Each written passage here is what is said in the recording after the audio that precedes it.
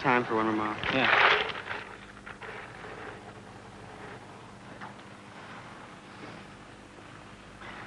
Doug went to make a phone call. Huh? Doug went to make a phone call from the radio station. Tell him that you're going.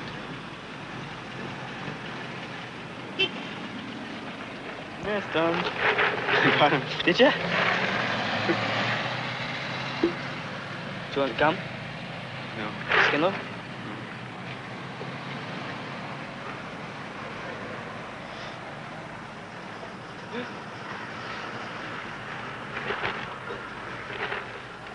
Now that I think about it, it's unreal. And I'm sure that's what kept him going in a lot of ways. Seeing people on the road, seeing thousands of people come out to support him, receptions and that. And this is what really kept him going a lot of times.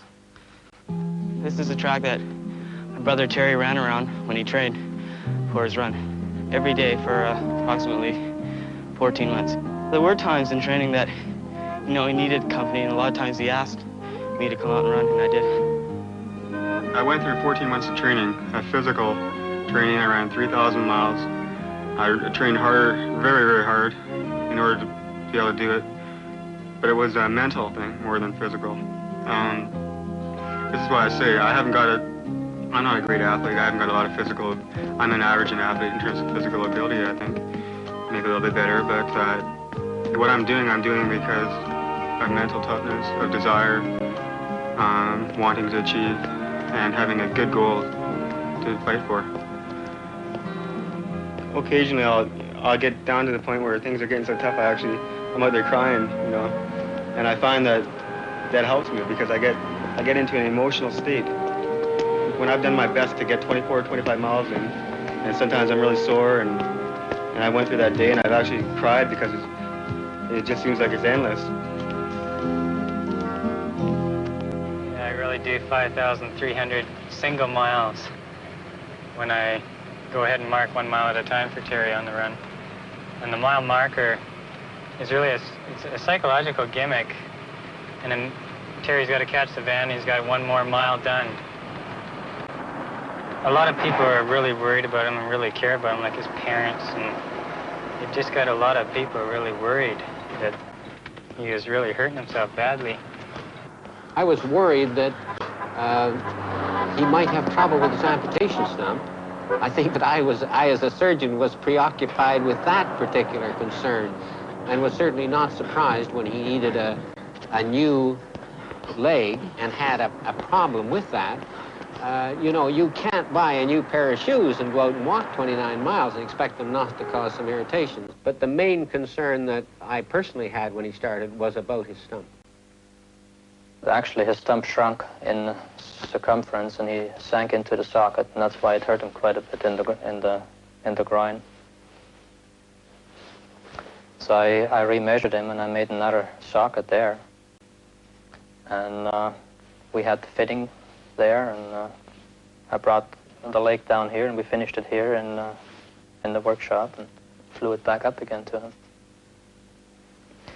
And then again, like Terry, he only gave us maybe a half an hour for the fitting, and then he was off running again, as you know. Stump was bleeding on July 29th after he got his new leg, because he wore his new leg for 9 miles and it wasn't fitting quite properly. So he just took that leg off and put the old one back on, and there's no more bleeding. But one reporter saw that blood and reported across the country that Terry Klotz was suffering and in great pain. But it was just a little bit of shake the skin off, and there was some blood, and it caused a little bit of a panic, but there is really no serious problem. Thank you. The way that Terry, we sort of got the tension out of having to run 26 miles a day was fooling around. And on his birthday, we had all kinds of things planned. We gave him a toilet seat. But the birthday cake, we actually had 2 birthday cakes made. One was the real one, and the other one was a fake one with lots of whipped cream in it. And initially, Darrell was going to hit Terry with it. And we talked about it, and Darrell said, oh, I don't know, you know, Terry might get pretty upset about this. And it was a rough morning that morning. So at the last minute, Darrell decided, well, hey, I better not do it. So I went up the road to Terry and I said, hey, there's a fake cake there, and I told him exactly what had happened. I said, this time when we get out, why don't you hit Darrell with it? So that's exactly what happened. We turned the tables on Darrell, and everybody knew what was going to happen except Darrell that time, and the cameraman.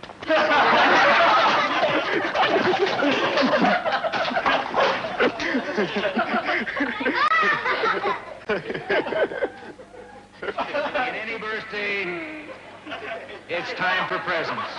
Terry's spare tire to guarantee he gets the rest away across Canada.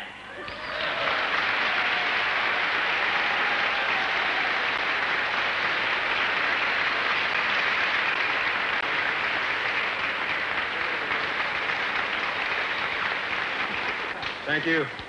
I said before today that the only birthday present that would make me happy would be to run as many miles as I could today and get as close to Vancouver as I can.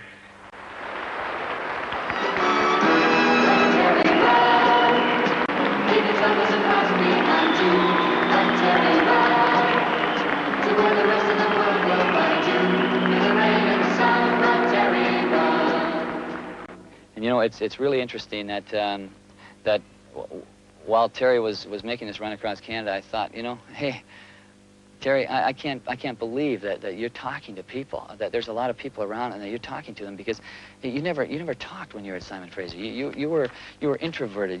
You very seldom ever had anything to say, and that must have been a very tough thing for you to have done. I'm talking to the reporter as long as I live. How do you feel about it? The guy made everything he said was practically, he turned around into something that wasn't, he rephrased it. And it's crap. The bad experience with the first position didn't frame my attitude at all. Well, he asked me... That was my attitude right from the start. I never saw the doctor until my leg was in pain. I don't like going to doctors. I don't like going to dentists. Do you want to go run? Don't waste some time. Or do you want to talk to him? You want to make a couple calls? No, I would do it after. Okay. Make your run faster. No, it won't. It'll upset me. Huh? I won't be able to run at all. You can't let it upset you, because you're just past halfway, and you're going to have this kind of crap all the rest of the way, too. Okay? And it's a hell of a lot of pressure on you. But you got to try and let us buffer it a bit more.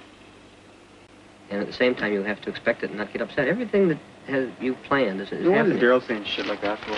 The stuff that we said, you're goddamn right. I told you the other day I sometimes like to punch you in the mouth. And you probably feel the same way about me sometimes when I screw up.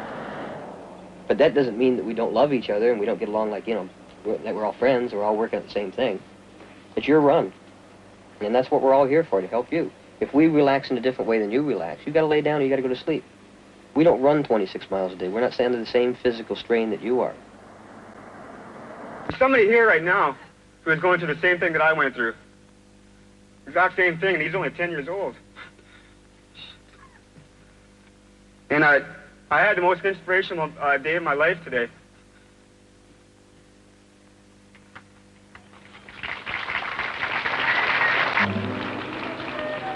And sometimes I wonder if what I'm doing is worth it, if it has meaning. And today, I realized it does. If any of you guys saw me today, when I ran by here, Greg is right over here, rode behind on his bike behind me today. And I'll tell you one thing, he's got the same thing I have, and I've never been able to ride a bike. Every time I do, my leg falls off. And he's done all kinds of things. I can't even swim, and we went in the lake yesterday. It's only about the second or third time I've been in a pool. And he was swimming around, and I was just sitting here in one spot. But he's only had his operation 2 months ago. He's already up walking around, doing great. He's riding bikes, and he's been with us 2 days. And I'll tell you one thing, I never heard one complaint. I heard nothing the whole time. And I've had a bit of a sore ankle today, and when he was riding behind me, and I guess I've been whining a little bit. I told myself, you're a big baby. And I wish he could stay with us all the way, but he can't. In fact, he's going to school again right away. And I'd just like to tell him that he's been a tremendous inspiration to me. I thank him for coming up here and helping me out. And even though you have to go, you're going to be with me all the way, every step of the way. And I'll never forget it. First of all, he's he's a hero figure that Greg can identify with, as opposed to identifying with Wayne Gretzky or Gordie Howe or any other famous person. Now he has his own idol, his own hero. Just talking to Terry and getting to know, like meeting him personally and everything is the way how determined he is and the way he can go on. It gives Greg all the determination.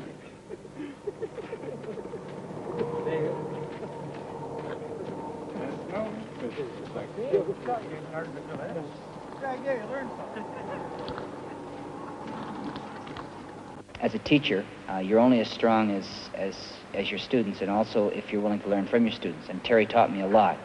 Size being no deterrent, and also having been told something at one time when he was very, very young, that, like in grade 8, that I didn't think maybe that he should stay with the sport. Maybe he should go into wrestling, which really would maybe be more adaptable to him because of his competitiveness and his size. He proved me wrong, and I gracefully ate my words, because in grade 10 he helped our basketball team to actually to set the best record that Mary Hill had had up until that time. We'd been very weak in basketball, and he was a very, very key factor in our basketball program. For weeks we had been told that the Montreal River Hill, which is about a 2.5-mile hill, was the backbreaker, that was the killer, and that if you got through northern Ontario, you had it made. And it was like a challenge. He looked forward to it. In the Sioux, they gave him a T-shirt that said, Montreal River, here I come. And on the back says, I got a beat. And you sort of saw the smile on his face, like he was looking forward to it. But the night before, you could feel the tension that, he was going to have to go up that hill tomorrow. And we had some fireworks, and we fooled around on the beach and had a little campfire and just tried to relax everybody. The whole crew, even the guys with the documentary film crew. It was like, again, like the family.